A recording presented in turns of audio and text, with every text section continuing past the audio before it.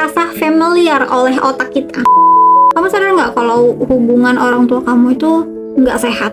Kamu melihat pertengkaran mereka, kamu melihat luka yang mereka saling berikan, kamu melihat hal-hal yang membuat kamu berkata, kalau udah dewasa nanti aku nggak mau seperti itu.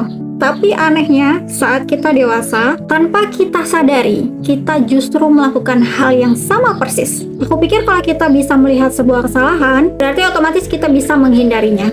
Ternyata enggak ya, karena manusia bukan hanya belajar dari apa yang dia lihat, tapi apa yang dia terus ulang. Bertahun-tahun kita melihat pola yang sama, cara mencintai, cara marah, cara meminta perhatian, cara menghadapi konflik, semua itu terekam diam-diam di dalam alam bawah sadar kita. Sampai suatu hari kita menemukan diri kita berkata, bereaksi, atau memilih pasangan yang ternyata sangat mirip dengan dinamika yang dulu pernah melukai kita. Di titik itu banyak orang mulai menyalahkan diri sendiri. Kenapa aku mengulanginya? Kenapa aku nggak belajar dari masa lalu? Padahal masalahnya bukan karena kita tidak tahu. Masalahnya adalah kesadaran tidak otomatis mengubah pola. Kita tidak selalu mengulang apa yang kita sukai. Kita mengulang apa yang terasa familiar oleh otak kita.